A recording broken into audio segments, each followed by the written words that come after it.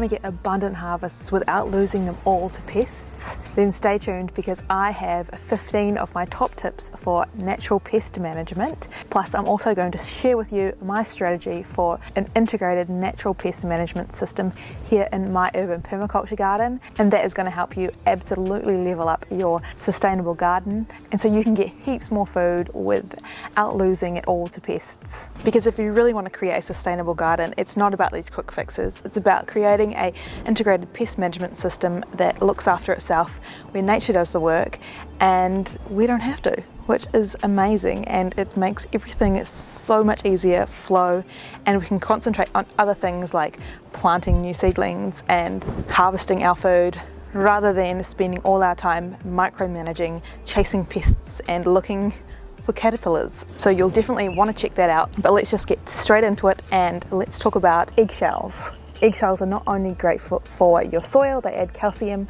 and nutrients into the soil, but they can also deter pests such as slugs and snails. With the eggshells, you just want to sprinkle some of these around your little baby seedlings, and that will hopefully deter off those slugs and snails and protect your baby seedlings.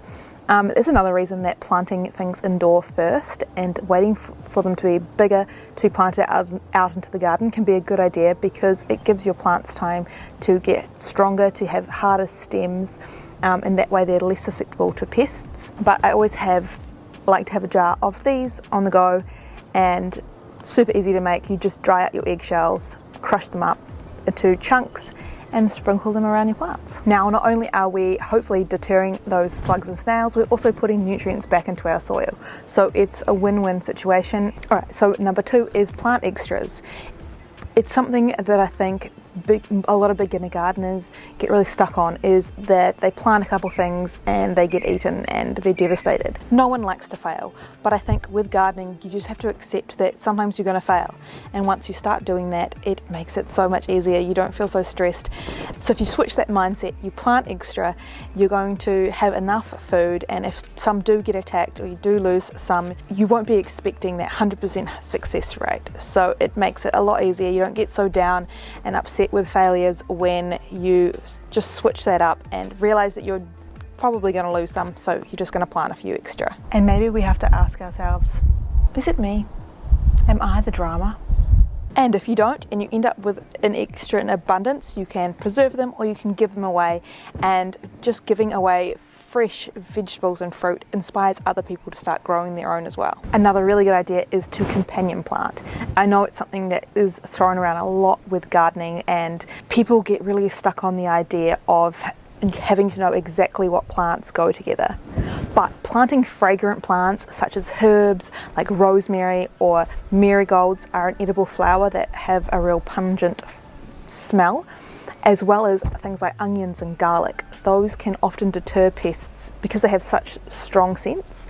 So I always plant onions and garlic all in between my plants, as well as edible flowers such as marigolds, and that really does help ward off some of those pests with having those fragrant scents all through my garden. Sacrificial plants, this is a big one, and it's one that I use all the time in my garden, and I have one right here. Bugs are eating that plant. It's because it's a really delicious little plant that they love. So if I rip that plant out, where are those pests going to go? They're just going to move on to another plant, and I'm going to lose more and more plants to pests. So as you can see, this looks terrible, but this is my sacrificial plant. I'm just letting them all hang out here, and you can see all the poop in there, which means it is a caterpillar. Another really quick fix is manually remove them. Going out and checking your plants and looking under the leaves for slugs, snails, anything like that, and just taking them off is going to be one of the quickest fixes you can do. It's a good idea to get out into your garden and check your plants regularly. A really good habit to get into. If you do take any phone calls, you can wander around the garden and use one hand to look underneath your plants and start pulling off some of those pests such as caterpillars, slugs, snails and things like that. It's a really good multitasking tip and it is going to make a really big difference in your garden. Plant diversely. That has got to be one of the top ones for me, is if you want to attract all these beneficial insects to your garden to eat your pests and manage your pests naturally, then offer a whole range of different plants for them to come and stay. That's by planting different size plants, mixing in edible flowers or native plants, native flowers. The more diversity you have, the more beneficial insects you're going to attract to your garden,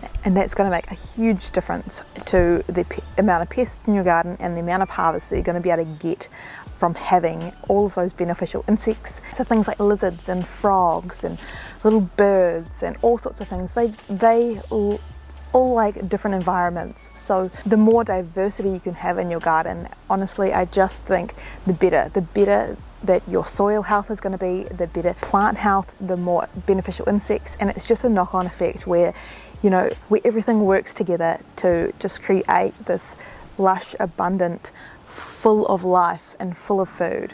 And that's what we want. And while we're on the topic of planting diversely and having healthy soil is another really, really good tip. I know that sounds strange to think about soil when we're talking about, so the slugs are eating my lettuce, but the importance of healthy soil is just so key for every part of gardening.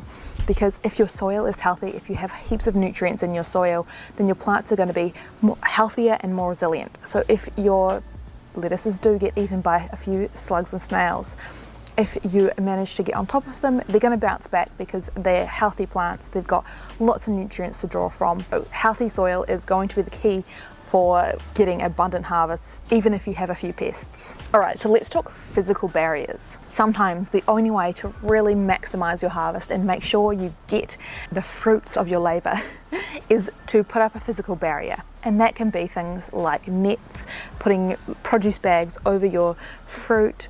A few other ones is putting shiny metal on the trunks of your fruit trees to stop critters being able to crawl up your fruit trees and eat your fruit. I also sometimes have to put cages or some sort of mesh around pumpkins to stop the rats getting in there. Another one that I do all the time is I have some pots, some little recyclable pots that I've cut the bottom off, and I use those as a barrier for my little seedlings. I just push them in the soil, and that means that the slaters can't crawl up and get to my young seedlings, because slaters will devour a seedling in just a matter of minutes. So sometimes that is a really good idea if you are struggling with slaters, is to have those physical barriers around your small seedlings. And that's where planting your seeds inside or starting them off first and waiting till they're a bit stronger and have a harder stem before putting them into the garden can really make a difference. So this is just a pot, and I've cut the bottom off of this. As you can see here, I planted this little pansy and it's been demolished. I've already lost the other ones that were in here. So what I would do is I would just, and I should have done this to start with, you just pop that on and make sure you push down the outsides, and that is one of the ways that we can protect our little seedlings from the slaters. People often say to put fruit or oranges upside down in your garden beds, and that will attract the slaters, and then you can physically remove them. I have had mixed results with that. I sort of feel like, yes, if you did that all the time, it might work, but I find like I'm just feeding the slaters and then they're breeding and there's more slaters because there's all these little baby ones in there. So I don't know, I've sort of stepped away from doing that, and I tend to just put up those barriers, and I create environments that aren't where slaters like to live. And we're going to touch on that more after these tips, is about figuring out what environments are best for these pests, and then we can switch them up and kick them out. Alright, so another one is making your own organic sprays. So you can make some sprays up using different ingredients that you've got in your kitchen to spray on your plants if you've got an infestation of bugs or you just can't get on top of them. You can mix in with water some chili, some garlic, and spray that on your plants. and that can be a really good one to ward off those pests. Obviously, if you're going to be eating that plant within the next few days, I wouldn't do it. That can be really good for caterpillars and aphids and things like that. So another natural spray for things like aphids can be soapy water.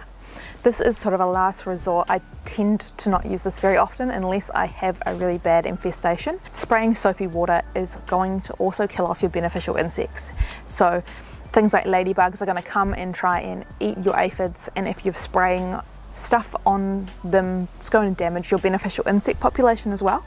So it is a last resort, but sometimes you have to do some things, otherwise that infestation is just going to get worse and worse. Your plant's going to die, and then your whole garden is going to have issues. So it can be a really good idea if you can isolate that plant. If it's in a pot, I sometimes put my pots in quarantine, and while I'm trying to manage those pests off there, that way it doesn't spread to the rest of my garden. I use grey water friendly detergents and things like that, and so I just pop that in a little drop into a spray bottle of water and spray that on, especially the new growth, aphids and things like new growth, so all the young new growth, I spray that. Another tip I have is to divide and conquer.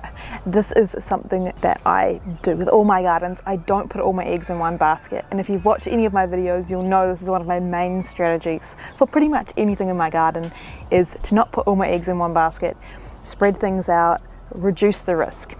So what that means is I don't plant a whole row of lettuces, because if the slugs or pests find my lettuces and they decide that they want to eat them, I've made it so easy for them to go from one plant to the next and devour my whole lettuce crop. But if I spread those out and I pop them in different beds, some out here in the front garden, some in my pallet planters, some in the back garden, then I've got more of a chance of getting a harvest, because if the bugs find the lettuce and they decide they love it, I mean, they've got to go around my whole property to find them. So that is a really easy strategy to start implementing, because as soon as you have got your seedlings ready to plant, you can just pop them in different garden beds, and that way you're going to make it harder for the bugs to eat your harvests.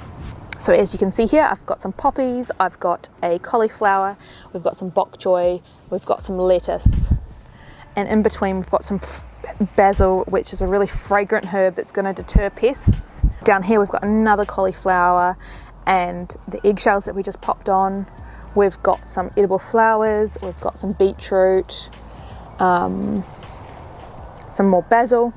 Coffee grounds are another one that we can use to sprinkle around our plants to ward off some of the pests, just like we did with the eggshells. You just get the coffee grounds and sprinkle them around the outside of your seedlings, and that can really deter some pests as well. Now let's talk bear traps. So you can make bear traps using a little container of beer and popping that in your garden, and that is going to attract all the slugs and snails, and they're going to drown in the beer. So if that's something that you want to do, you can do that. It's not something that I do very often.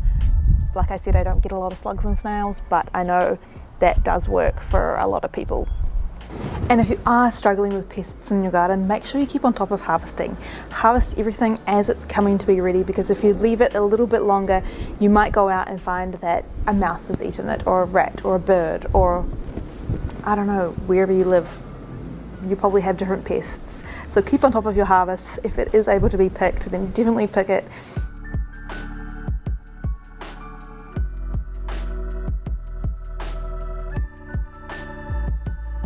So ground cinnamon, if you are having trouble with those little gnats that look like little fruit flies, especially with your indoor plants or young seedlings, just sprinkle some ground cinnamon around them, and this will help keep those little midgy gnats away.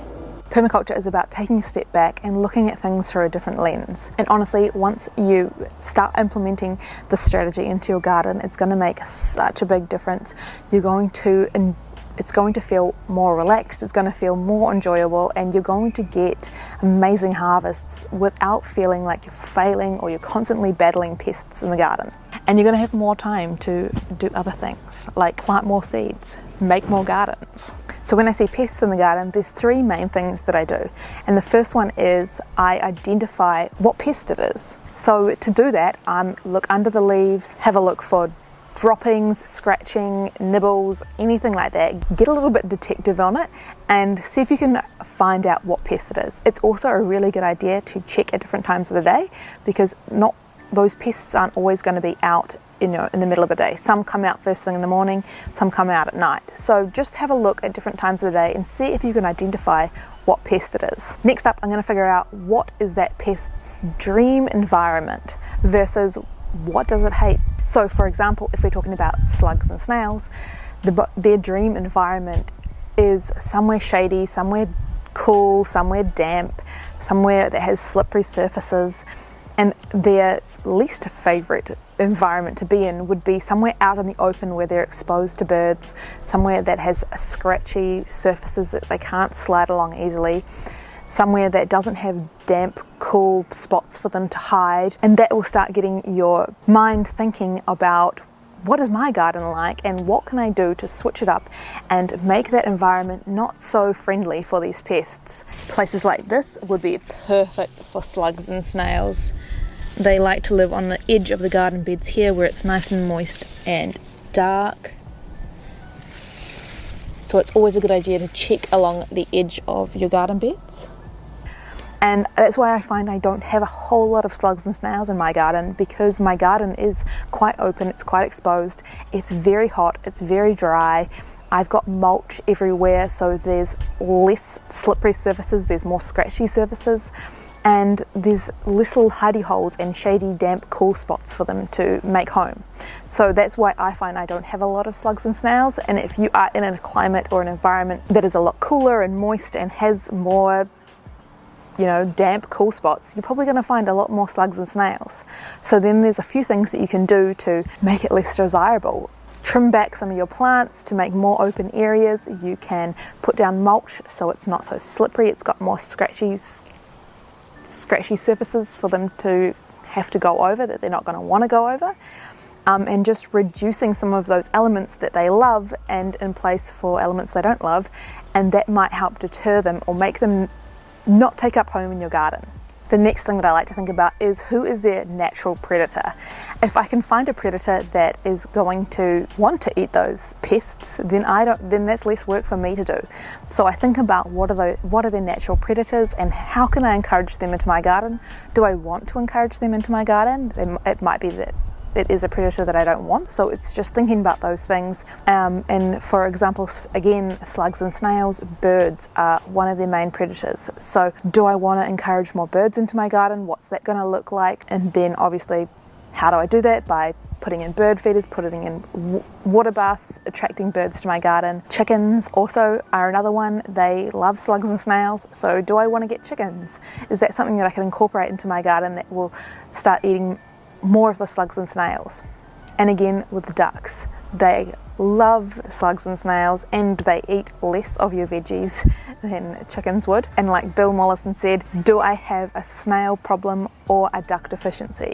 So it's about flipping that narrative. It's about figuring out different ways of looking at things to make an even better outcome than before. And if we're talking about slaters, they are something that are very hard to get rid of. They are decomposers, so they do help with our soil by eating and breaking down all our dead trees and plant matter and things like that. But they can also destroy a seedling in a matter of minutes. So if you are struggling with slaters, ask those 3 questions, because you'll probably find that you're creating the best environment for them and that's why they're thriving. So slaters don't like direct sunlight, they like to hide under things, they like to be under damp cover. That's why at the moment I don't have any mulch on these pallet planters and they're in the full sun, because I have been having problems with slaters. And I found that if I have mulch, they just breed, they just love it under there, and they don't like the full sun. So by keeping them out in the full sun exposed, it's saving so many plants. Plus I will pop on one of my slater cages. So I hope this has got you thinking. Are you thinking about something in your garden right now? any pests that you're struggling with. Let me know in the comments if this has sparked anything for you.